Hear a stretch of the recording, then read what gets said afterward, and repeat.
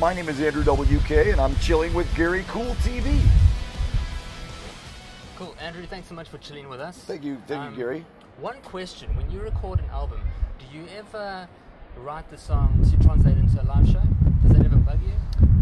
Well, I definitely always thought of how exciting it would be to play them live. So yeah, I think maybe so. Most of the time, they're definitely written with that in mind, but I never... when it's recording, I'm always very excited too about it being a recording, about what you can do with the recording. Oftentimes I was working alone, so I liked the idea that I could record one thing at a time and layer it up. I never wanted the recordings to sound live. Yeah. For my music personally, this style, it was meant to sound very processed and very, assembled rather than performed. I wanted it to just sound, I guess, sort of as inorganic as possible. But then on the flip side, it's very exciting to then play those melodies live just because of the energy. And there's lots of things over the years of playing them live that I've learned for going into the future. Yeah. But when it came to tempo and sort of drum beats and sort of intros, different parts of the songwriting or recording process, definitely always thought, what would this feel like live? Or does this capture the excitement of that feeling of seeing it live? So yeah, it's always there in some capacity. Speaking of live shows, I believe you opened for Black Sabbath. You did a bit of a DJ set. Yes, like you. I was asked to be their heavy metal DJ, playing a selection of a lot of my favorite heavy metal songs. Probably favorites of many people. Then, of course, the greatest heavy metal band of all time took the stage and played live. So that was a completely mind-blowing experience for me. I can't believe they asked me, out of all people. I'm not, like you, a professional DJ. But I did the best I could, and it was an incredible life experience to rock out with them on the road. Dance DJs reckon DJing metal and rock is quite easy because you don't beat match. Sure, yeah. And I don't bother beat matching either. I love dance music very, very much.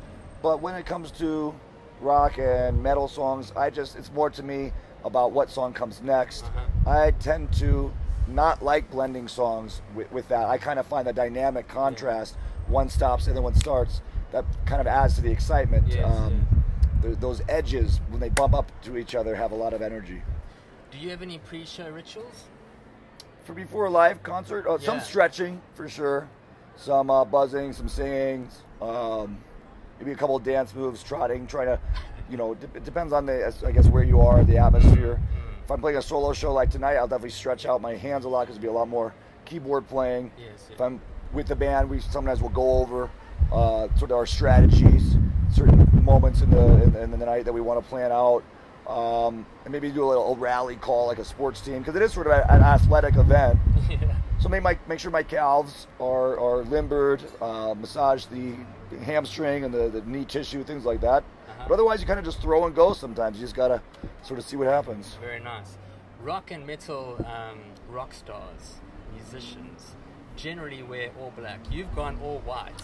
Yes, much to some people's dismay. Well, I first of all, I love all black. I love black. I mean, it's the absence of color, and it's shadow, it's mystery, it's darkness. It just looks awesome. And actually, I do wear a lot of black sometimes also, just to balance out from this, sort of the contrast again. It's fun to have that dynamic.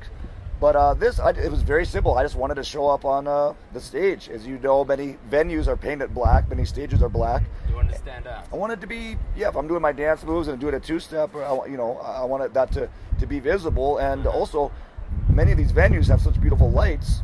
This is the best way to showcase that. Brilliant. Very kind. It's one thing, where I come from, rugby coaches would basically check who was playing the hardest during a rugby game based on how brown, how dirty their pants were from the mud. That's one way to tell, for sure. Can we gauge how hard you party tonight on how dirty your clothes become? Yes. It's funny that you asked that, because for the last week I've been wearing the same pair, and then today I finally said, actually out of a courtesy to you, the smell of ammonia was so strong because they get very wet every show, and I thought it would be rather rude, especially in these confined areas where people have been kind enough to give us the space to do an interview. That it would be quite rude of me to wear the clothes that smelled so much like urine and rot and fungus and mildew and all that. So I actually changed into a fresh set. Believe it or not, these are fresh and cleaned. But by tonight, yes, they will be probably much dirtier and certainly much wetter. We thank you. Oh, you're very welcome, and thank you for wanting to speak with me. No problem. Your father is a professor of law. Yes. You're quite an intelligent guy. You could have gone that route if you wanted to, but you didn't wish to. You wanted to go towards the arts. How did he take it? Was it quite a stressful time in your life, breaking it to him? Well, a little bit. I mean, in one way, my parents are to blame for everything. One, they created me. They made this situation occur. I mean, for many years, they told me that a stork just dropped me into their arms one day. But then I learned later that they actually made me, my dad and mom made me as a creation, and I popped right out of her. So I said, well, hey, anything I do, you're sort of to blame because you're the origin, of where I came from. And then my dad already is so good at doing law professor things that I don't really know how I could even ever compete with that. And they started me on piano lessons. They encouraged my dreams and desires in this direction. So really, again, they are to blame. And at first, I think they were hesitant, especially my father. He did want me to go to school, a college. But then he realized that perhaps this is what I was meant to do. And when he saw that I enjoyed it and that I was, able to actually become a professional partier, he actually really got excited about it. So he's been very instrumental and very involved and very supportive. You must be one of the busiest musicians. You do everything. You write columns, you do panels, you perform, you write music, you produce music. Any slowing down as you get older? I've been trying to speed up. I've been trying to cram in more. I feel like it's sort of like when you exercise your threshold, you set new levels, you push past your limit, you make a new one. So I mean, I was thinking about that earlier. Sometimes I feel, I guess I am busy, and then other times I feel like I'm not very busy at all. So then you add more. Yeah. I just don't want to ever feel like I've wasted time or I've not done as much as I could. Because if it all ended tomorrow, I would want to go out saying like I really made the most of this amazing dream come true. Because I did ask for this to happen, and you don't want to take it for granted. And I have so many friends and other people that would give anything to have these kinds of chances. So I just do it the best I can. I think there's a lot of people out there that do work a lot harder than me, not even just in partying or entertainment, but just in the world, and out of respect for them too. I mean, you can always push yourself further, so I try to. Does partying hard promote longevity? Look at Keith Richards. Look at you. That's when true. You released Party Hard, that music video was what, 10 years ago, 11 years ago? 13 years ago. And you look pretty much the same. Oh, thank you very much. That's very kind of you. Well, it is the same clothing. Literally, these are the same pair of jeans, so that helps. The shirt actually is a different one because the other one rotted and was eaten by a moth chewed, I should say. But I think it does. I think having fun keeps you young. I think that doing what you love to do and having to be able to do it, your body responds. Yeah. If your body thinks it doesn't have to do anything, then it doesn't even have to live or exist anymore. If you give it tasks and missions and adventures to go on, it will live up to the expectations and the needs and the demands that you put on it. So I'm very thankful to my body or that it exists in the first place, but then that it's allowed me to go on this adventure and it's held up. So I guess knock on wood. A lot of rock stars, very famous rock stars, when they were in high school, they weren't really in the cool groups because they weren't the jocks, and a lot of them were picked on and bullied on. Were you one of those kids? Maybe a bit of both. I mean, it depends on which era of school. There were some eras where I felt like I was pretty popular because the school was cool and people were, I would do lots of drawings and people thought that was neat, or I would play piano. So I had things to offer, even if it wasn't very good at sports. I could play a song on the piano and people liked that. And I was very thankful to have something to contribute to the sort of general school experience. Yeah. And then later it did get different. I mean, when you start young again at another school, then you have to sort of prove yourself all over. But I was fortunate to usually have some group of friends, either in school or out of school, that made me feel good about life, about myself, or just about being alive. I never felt completely alone.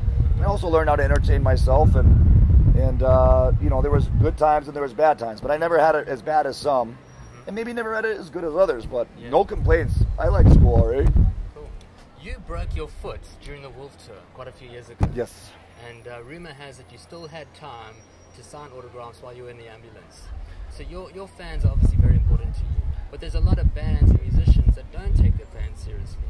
What do I respect any performer, how they go about their efforts. I mean, I have complete respect. Everyone should do what is part of their thing. I guess just because the nature of this, when I made it, was that it's this party feeling, and I wanted it to feel like I guess almost kind of going back to sports again in a weird way. It felt like a team. Like, it's not one person just presenting this thing to you. It's this team effort to make this feeling together. And when other people also believe in that feeling and want it, then I felt very bonded. Like, okay, here's another person that also is looking for this in their life. This is another person that I can relate to. So, and also this whole thing, it really isn't an expression of me.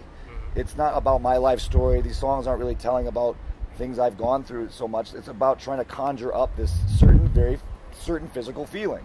And other people that are into that, it's like we're a fan of the same thing. We're not even of me or of the music, we're a fan of that feeling. And they're helping to build it. So I hope that it's very important to me that they feel like they are a part of it as much as I am, that they're responsible for anything that happens with this, anything good or any success we have, they have contributed to.